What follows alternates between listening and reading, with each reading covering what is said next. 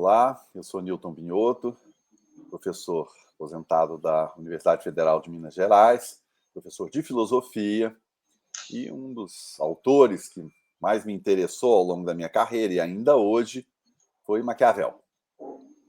E eu estou aqui conversando com vocês por ocasião de uma nova tradução feita pelo Federico Carotti para a editora Autêntica, uma bela tradução que vai acrescentar muito a bibliografia brasileira sobre esse tema, mas não só brasileira. E esse livro ele ocupa um lugar muito especial no pensamento político ocidental, porque marca, digamos assim, esse pensamento há mais de 500 anos. É muito impressionante que isso tenha ocorrido. E sempre que retornamos, como é a ocasião agora, uma nova tradução, a gente reencontra um pouco disso que alguns comentadores já chamaram do mistério, do enigma de Maquiavel. Porque o livro é um livro curto, com formulações, por vezes, também muito curtas, um capítulo não ocupa nem mesmo uma página, e são textos, palavras que se encadeiam de uma maneira a capturar a atenção do leitor, de fazer do leitor alguém que participa dessa reflexão, e por isso o livro nos cativa até hoje.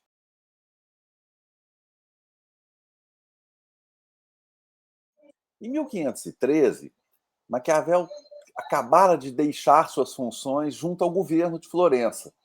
É uma curiosidade, porque em 1498 ele passou a ser um funcionário do governo, na época, republicano da cidade de Florença. Nós estamos falando de uma cidade-estado, e Maquiavel foi funcionário dedicado a essa cidade de maneira muito intensa, de 1498 a 1512. Em 7 de novembro de 1512, ele foi demitido das suas funções de segundo secretário da República Florentina. Ele era também secretário dos 10, que era o corpo, o órgão responsável pela guerra, e, dessa maneira, foi nesse contexto que Maquiavel se lançou à redação do Príncipe.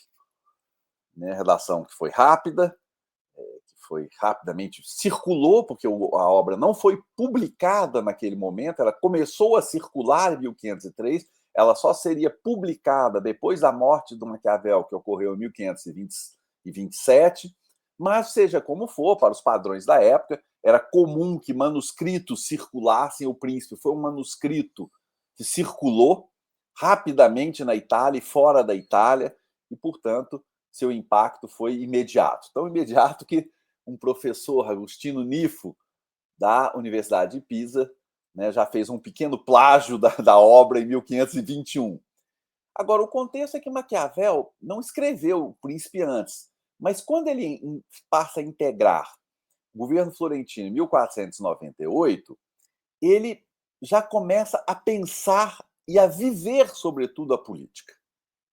Ele rapidamente se torna uma figura influente nos meios florentinos, mas em que sentido? Não que ele tenha ocupado um cargo extraordinariamente poderoso, nada disso, mas ele era um funcionário que muitos queriam ouvir e que outros temiam. A sua inteligência prática se fez ver desde o começo, em que ele se ocupou de temas internos, da diplomacia externa. Ele conhece a França, ele conhece a Alemanha, enfim, e ele conhece várias cidades nesse métier, digamos assim, de diplomata.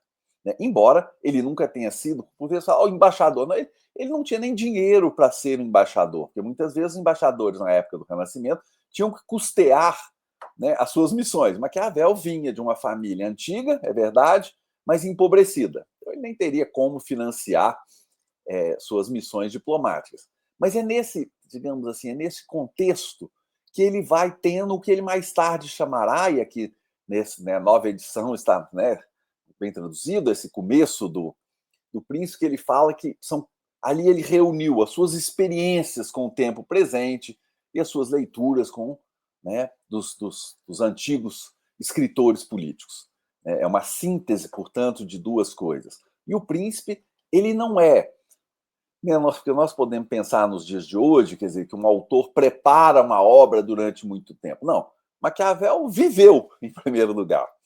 E, com um certo exagero da minha parte, eu reconheço, eu diria quase que foi a sua demissão e até a sua prisão, porque ele foi preso no começo de 1513, acusado de participar de uma conspiração contra a família Médici, que havia retornado ao poder em Florença. Ela havia deixado Florença em 1494, expulsa, na verdade, fugido, mas Maquiavel não tinha nada a ver com essa conspiração, mas ele acabou sendo, né, libertado e o príncipe surge, nesse sentido. Então, quer dizer, a vida de Maquiavel não foi uma preparação para o príncipe, mas, como ele diz, o príncipe recolhe aquilo que ele viveu, repõe, em termos de teoria, aquilo que havia sido vivido. E, no tocante ao passado, coloca no tempo presente o debate que ele travava, e ele diz isso numa carta para um amigo dele, o Vettório, onde ele anuncia, inclusive, o nascimento dessa obra, que de noite, porque ele, quando saiu, perdeu o carro, ele acabou indo viver numa pequena propriedade rural que ele tinha, de onde ele tirava seu sustento, e ele dizia, de noite, ele botava suas melhores vestes para conversar com os grandes espíritos do passado. Então é nesse contexto que nasce, né, essa obra, né, magnífica e imorredoura, né, que é O Príncipe de Maquiavel.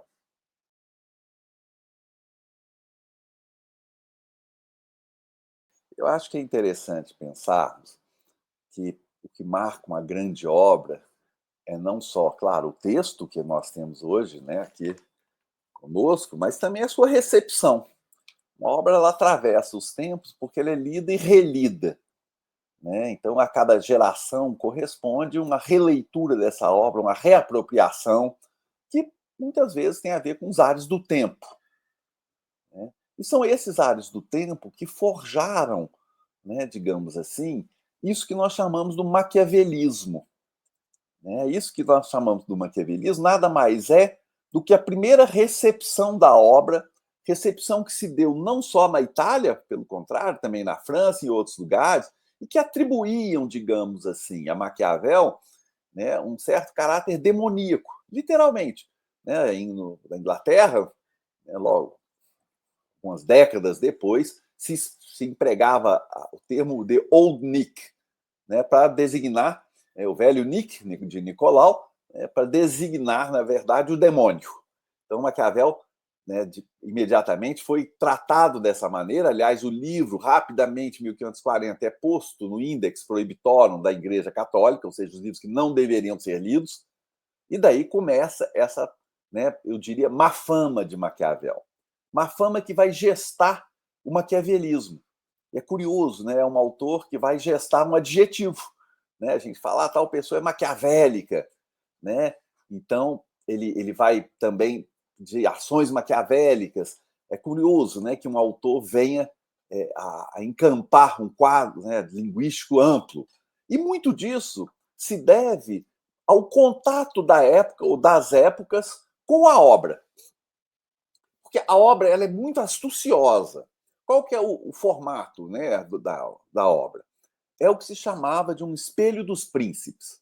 Desde o final da Idade Média, começou-se a construir obras que aconselhavam os príncipes como governar, o que eles deveriam fazer. Uma boa parte dessas obras, são muitas, é um gênero literário, né? Não é que é uma obra, são várias. Né? Foi sobrevivendo, aliás, sobreviveu a Maquiavel, chegou até, né, o século, né, 17. Dizem alguns que algumas obras são também do século XVIII, ainda podem ser classificadas como espelho dos príncipes. Mas o que me interessa aqui é que a forma de Maquiavel é desses conselhos. Só que os conselhos que ele dá aos príncipes, né, são totalmente diferentes daqueles conselhos que os autores medievais davam. Os autores medievais, em geral, insistiam que o bom governo nascia, né, da prática das virtudes pelo governante. Ora, Maquiavel vai, digamos assim, revolucionar esse lugar.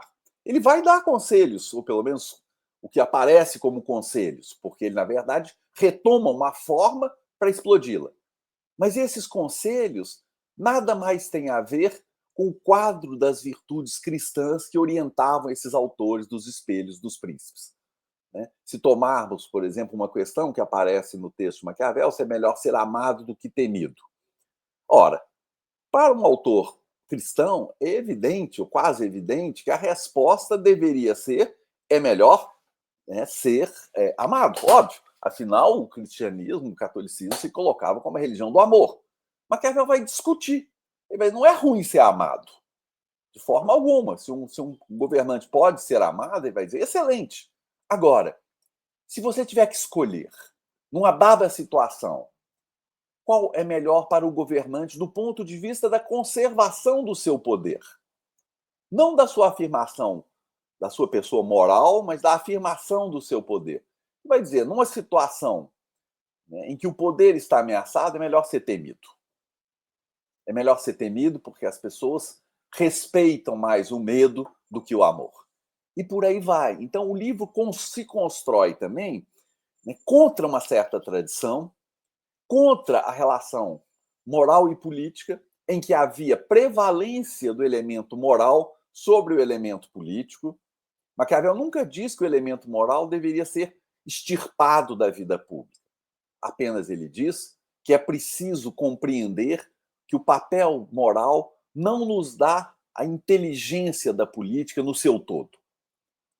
Ele condena claramente, fala, olha, não é virtuoso, né? Ele vai dizer de um governante ser, enfim, vilipendiado pelos seus malfeitos, pela sua crueldade, nada disso é bom. Mas, né, agindo apenas moralmente, perde-se mais facilmente o poder do que quando se coloca outros elementos, dentre eles, inclusive, a crueldade. Então, o maquiavelismo ele nasce desse choque, né, de um pensamento revolucionário com a época, e mais, com as épocas, né, porque um dos enigmas do Maquiavel, e ao mesmo tempo essa força do texto, é que ele nos interpela até hoje. Né? Essa resposta dele, que é melhor ser temido do que amado, até hoje nos parece um pouco estranha, né? Nos parece deslocada, porque o que ele está dizendo, né, contraria uma certa posição que nós gostamos de tomar, que é a posição moral diante das coisas políticas. Então é por isso que essa obra inquieta, ela gesta no seu contato com o mundo do maquiavelismo, e o maquiavelismo é parte da recepção da obra também. Não adianta nós simplesmente falar é uma leitura errada. Não, é uma determinada recepção da obra. Né? E que nessa recepção contém muito da maneira como, por vezes no passado e muitas vezes no presente, nós olhamos o fato da política.